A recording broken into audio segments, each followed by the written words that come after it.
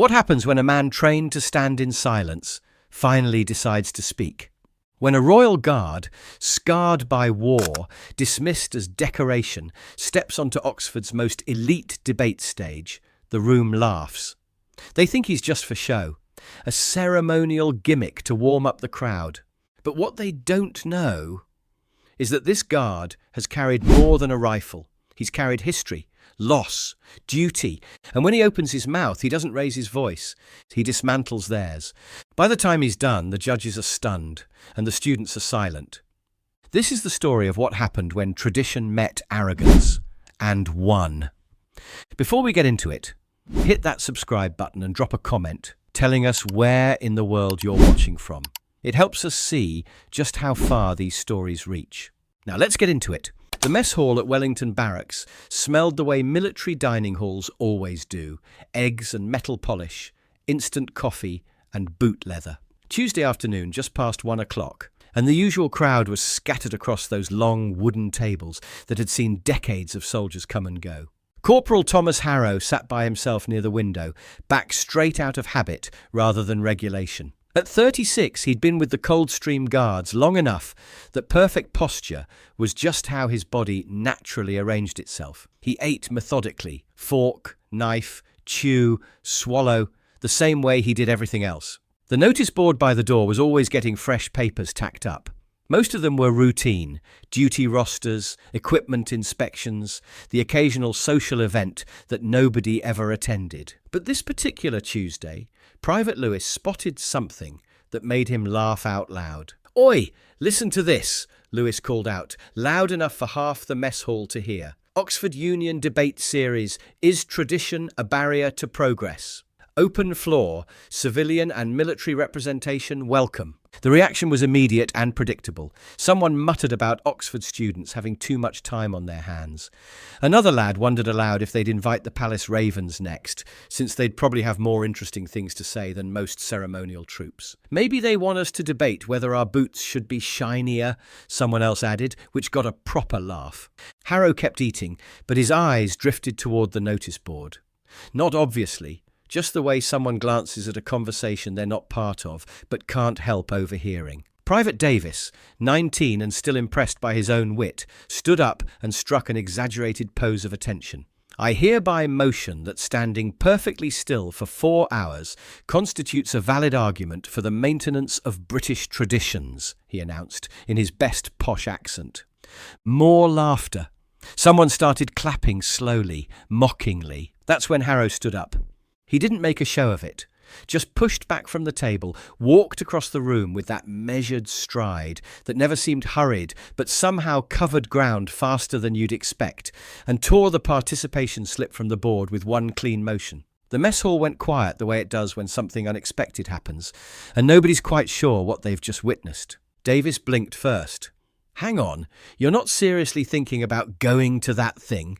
Harrow folded the slip of paper once, precisely, and slipped it into his shirt pocket. "Not thinking about it," he said, "doing it." "But mate," Davis continued, still processing, "that's actual debating with Oxford students.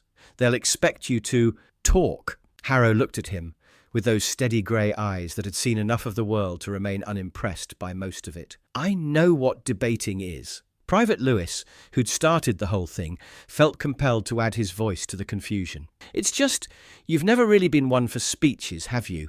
I mean, no offence, but you're not exactly known for your verbal contributions." "No," Harrow agreed, "I'm not."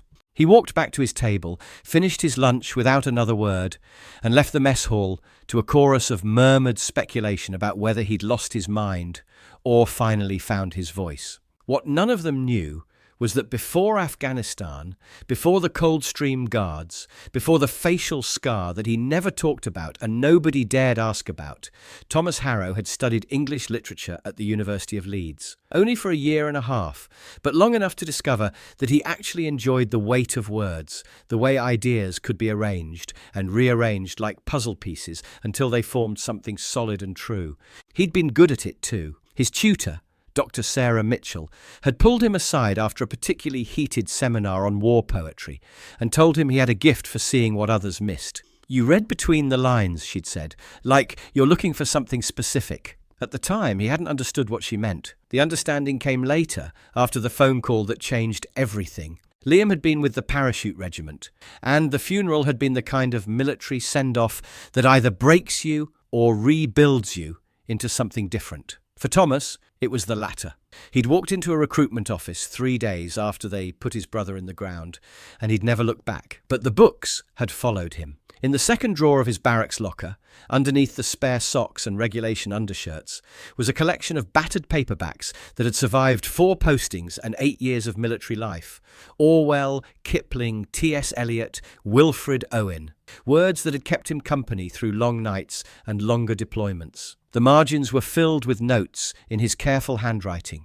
Observations about duty, about sacrifice, about the weight of carrying something forward when the person who gave it to you was gone. Dr. Mitchell would have recognized the handwriting, though she'd never know what became of the quiet student who'd stopped showing up to her seminars without explanation. Lieutenant Ashcroft found him that evening, sitting on his bunk with a leather-bound notebook spread across his knees. The same notebook he'd been carrying since Leeds, filled with quotes and half-formed thoughts and observations that most people would never associate with a ceremonial guard. "You sure about this Oxford business?" Ashcroft asked, settling onto the foot of the bunk. "It's not exactly our usual territory." Harrow looked up from his writing.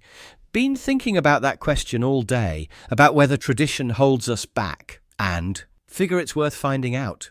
Ashcroft studied him for a moment. "You know they'll be expecting you to fail, right? Students like that, they see the uniform and they think they know exactly what's underneath it. Let them think that. And if you do fail, if you get up there and—" Ashcroft made a vague gesture that could have meant anything from freezing up to making a fool of himself. Harrow closed the notebook and placed it beside him on the thin military-issue blanket. "Then I'll have tried something instead of just standing there wondering if I could."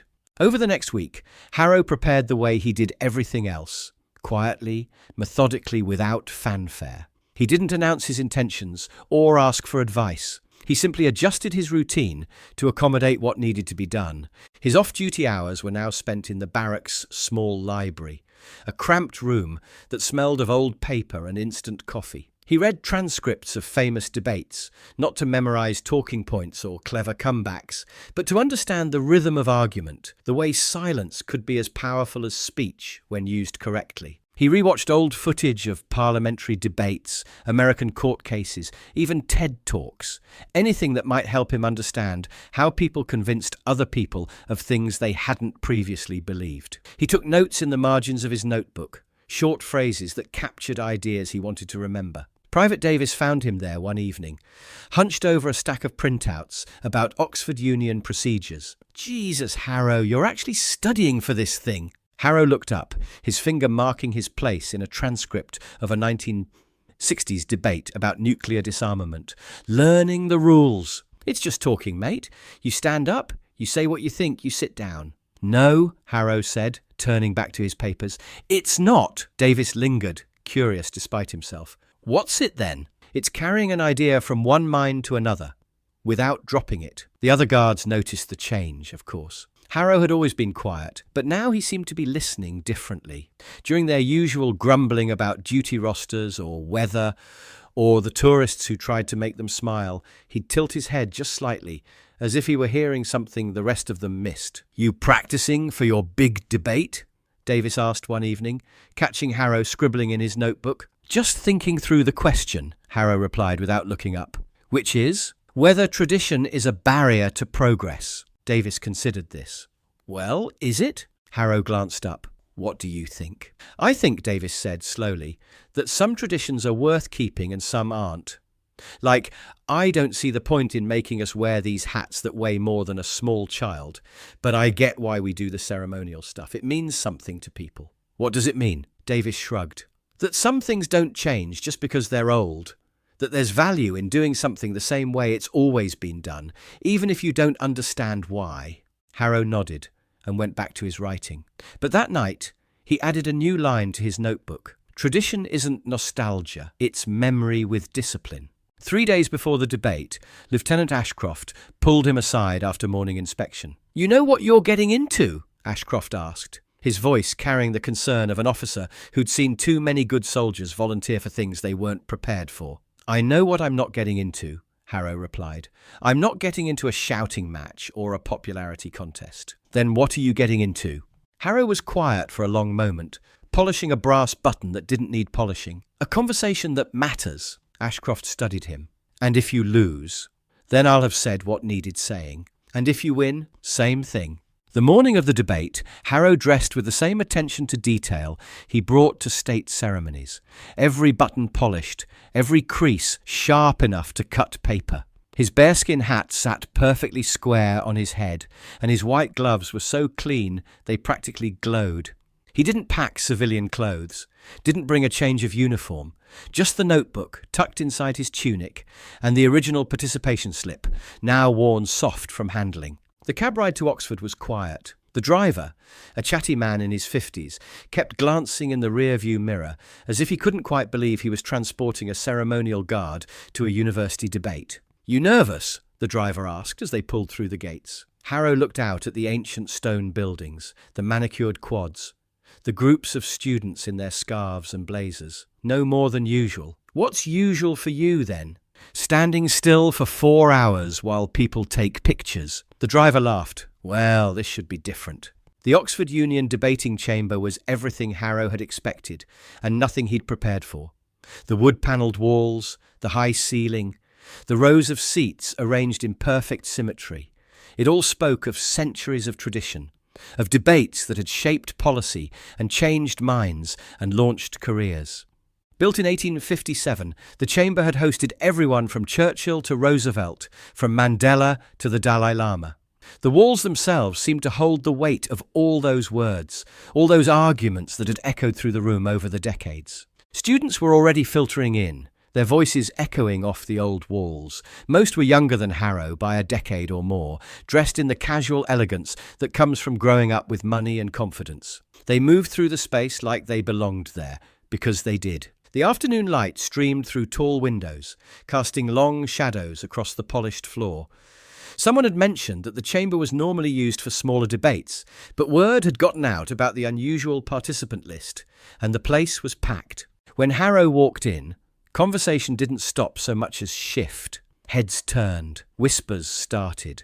Someone pulled out a phone to take a discreet photo. "Is that the actual Queen's Guard?" A girl in a Cambridge scarf whispered to her friend. "I think he's here for the debate," her friend whispered back. "Like, actually participating." "You're joking." "No, look, his name's on the speaker list." A boy with perfectly styled hair and an expensive watch leaned toward his companion. "My money's on him, lasting about 30 seconds before he realizes he's out of his depth." "What if he's actually good?" "Come on, James, look at him.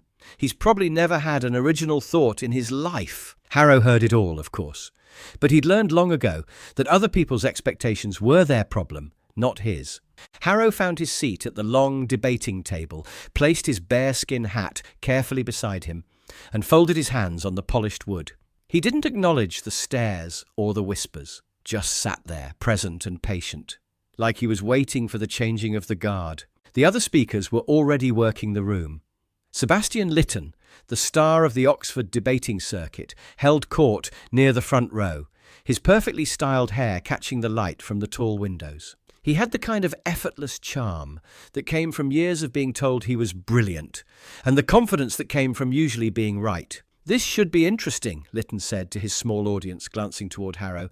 "I wonder if he'll salute before he speaks." Polite laughter rippled through the group. A girl with a ring light attached to her phone was already recording. "I'm here at the Oxford Union where we're about to see something unprecedented. A Royal Guard actually participating in a formal debate. I honestly have no idea what to expect." The moderator, a serious-looking woman in her 20s, called the room to order. She explained the format, the time limits, the rules about respect and decorum. Standard stuff, delivered with the kind of practiced authority that suggested she'd done this many times before. "Today's motion," she announced, is "Tradition is a barrier to progress." Speaking for the motion, we have Sebastian Lytton representing the Oxford Union Debating Society. Applause filled the chamber. Lytton stood and walked to the podium with the easy grace of someone who'd never doubted his welcome anywhere. "Thank you," he began, his voice carrying perfectly to every corner of the room. The question before us today is whether tradition serves as a barrier to progress, and I would argue that it unquestionably does. He was good. Harrow had to admit that. Lytton's arguments were sharp, his delivery polished, his examples carefully chosen. He talked about social movements that had to overcome traditional resistance, about scientific advances that had been delayed by adherence to old ways of thinking, about the need for each generation to question what came before. Change, Lytton concluded, requires courage. It requires the willingness to look at what we've always done and ask not whether it's comfortable, but whether it's right. Tradition, by its very nature, resists that questioning. It says, this is how things have always been done, when what we need to hear is, this is how things could be done better. More applause. Lytton returned to his seat with the satisfied expression of someone who knew he'd delivered exactly what the audience wanted to hear. The next two speakers built on Lytton's theme. A young woman from the philosophy department talked about how traditional gender roles had held back women's progress.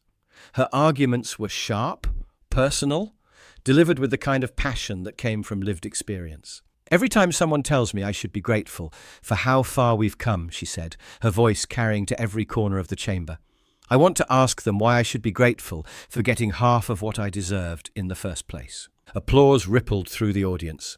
Several students nodded approvingly. A third year studying modern history followed, giving examples of how adherence to traditional military tactics had cost lives in both world wars. He spoke with academic precision, citing dates and casualty figures, building his case methodically. The Battle of the Somme, he said, cost 60,000 British casualties on the first day alone. Why? Because generals clung to traditional tactics that had no place in modern warfare. Tradition, in that case, was quite literally a barrier to survival. All of them were articulate, passionate, convincing. And all of them, Harrow noticed, spoke as if tradition was something that happened to other people, in other places, at other times. As each speaker finished, the energy in the room built. The audience was clearly warming to the theme. Several students had taken notes, preparing questions for the discussion period. The girl with the ring light had moved closer to the front, angling for better footage. By the time the third speaker sat down, there was an almost festive atmosphere in the chamber. The motion was clearly going to pass. The only question was, by how much? Then the moderator looked at her notes and called the next name. Speaking against the motion, we have Corporal Thomas Harrow of the Coldstream Guards. The festive atmosphere evaporated. The chamber went quiet, in a way that felt different from the respectful silence that had greeted the previous speakers. This was the quiet of anticipation, of curiosity, of people waiting to see whether the man in the red coat would prove their assumptions right or wrong. In the third row, someone whispered, "Here we go." Another voice, barely audible, "This should be interesting." Harrow stood slowly, unbuttoned his white gloves, and walked to the podium. He didn't adjust the microphone, didn't clear his throat, just stood there for a moment, looking out at the sea of young faces, all of them waiting to see what he would do. "I've been standing in silence for most of my adult life," he began, his voice lower than the previous speakers, but somehow carrying just as well. "Today, I'd like to try something different." He paused, letting that sink in. The question we're debating is whether tradition is a barrier to progress. Before I answer that, I think it's worth asking what tradition actually is. He didn't pace, didn't gesture, just stood there, solid and present, letting his words carry the weight. "I wear this uniform because my brother wore one like it. He died in Afghanistan in 2011, along with 3 other men from his unit. They were trying to clear a route for a medical convoy when their vehicle hit an IED. The chamber was completely still now. Even the girl with the ring light had stopped recording. I could have chosen to honor his memory in other ways.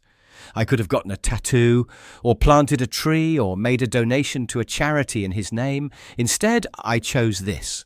He gestured to his uniform. "Because this uniform represents something that existed before my brother and will exist after me. It's bigger than any individual, but it's made meaningful by the individuals who wear it." He paused again, glancing down at his hands on the podium. That's what tradition is. It's not a rule that says things can't change. It's a foundation that says some things are worth preserving while everything else changes around them. He talked about the evolution of military tactics, how the ceremonial aspects of his job had remained constant, while the practical applications had changed completely. He mentioned the books he'd read, the ideas he'd wrestled with, the conversations he'd had with soldiers from different countries and different conflicts. Tradition isn't what holds us back, he said. It's what holds us up. It's the thing that keeps us anchored when everything else is shifting. He quoted Wilfred Owen, not dramatically, but like he was sharing something personal. He talked about the weight of memory, the responsibility of carrying forward something that other people had died to preserve. Some of you see this uniform and think it's just ceremony, just pageantry. But ceremony is how we remember what matters. And remembering what matters is how we decide what's worth changing and what's worth keeping. He wasn't trying to persuade anyone, wasn't trying to win. He was just explaining something that seemed obvious to him, but apparently needed to be said out loud. The young woman who spoke before me talked about how traditional gender roles held back women's progress. She's right. But the tradition of equality before the law, the tradition of democratic participation, the tradition of individual rights, those are the traditions that made women's progress possible. Progress doesn't happen in spite of tradition. It happens because some traditions are strong enough to support change. When he finished, he didn't wait for applause, just said thank you, and walked back to his seat. The silence that followed was different from the earlier quiet. This was the silence of people trying to figure out whether they'd just heard something profound or just something unexpected. Then, someone in the back row started clapping.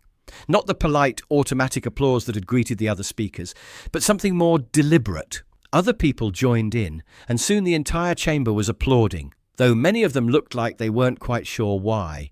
Lytton had the right of final response. He stood again, his earlier confidence visibly shaken. "Well," he began, "we've certainly heard a compelling personal story, and I don't want to diminish the corporal's service or his loss." But his heart wasn't in it anymore. He went through the motions of rebuttal, restating his earlier arguments, trying to separate emotion from logic. But the room had shifted, and they both knew it. When the vote was called, Harrow wasn't surprised by the result. The motion had been defeated, 53% to 47%. Tradition, it seemed, was not a barrier to progress. As the audience began to disperse, several students approached Harrow. Some wanted to shake his hand, others wanted to ask questions about his service, his reading, his thoughts on other topics. He answered them all politely, but without elaboration. Sebastian Lytton was among the last to approach. Up close, he looked younger than he had at the podium, less certain of himself. "I have to admit," Lytton said, extending his hand, "I didn't expect that." "What were you expecting?" Harrow asked, accepting the handshake.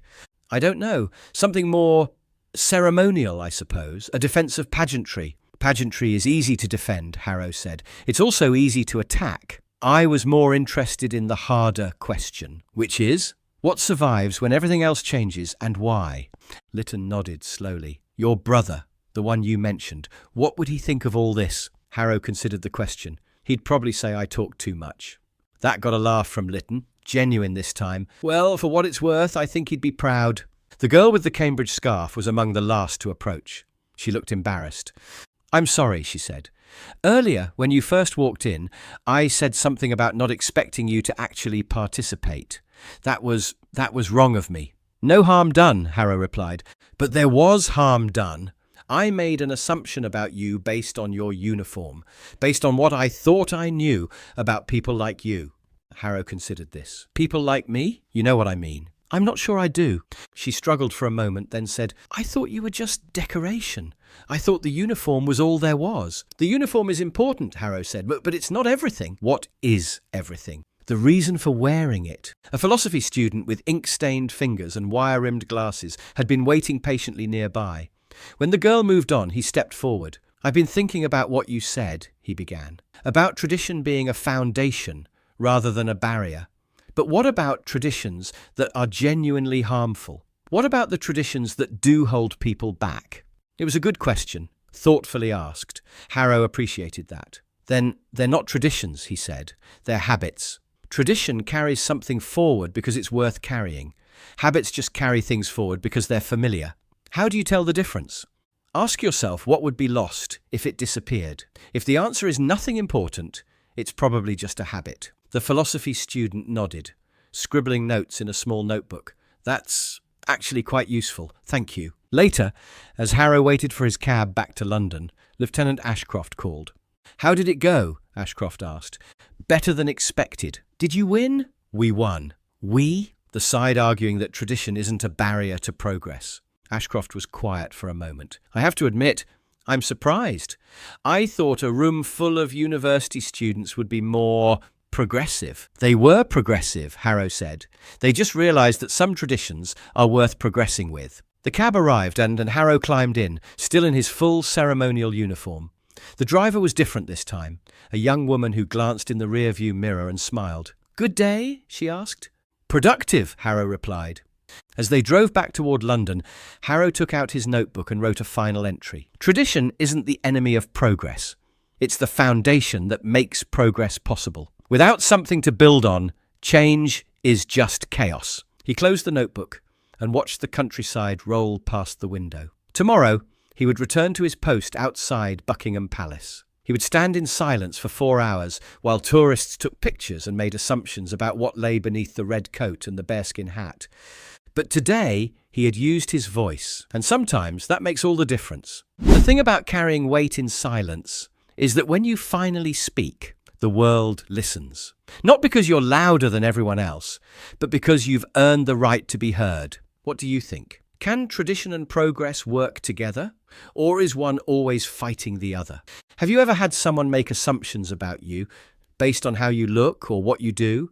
And if you had to defend something you believe in to a room full of skeptics, would you have the courage to try?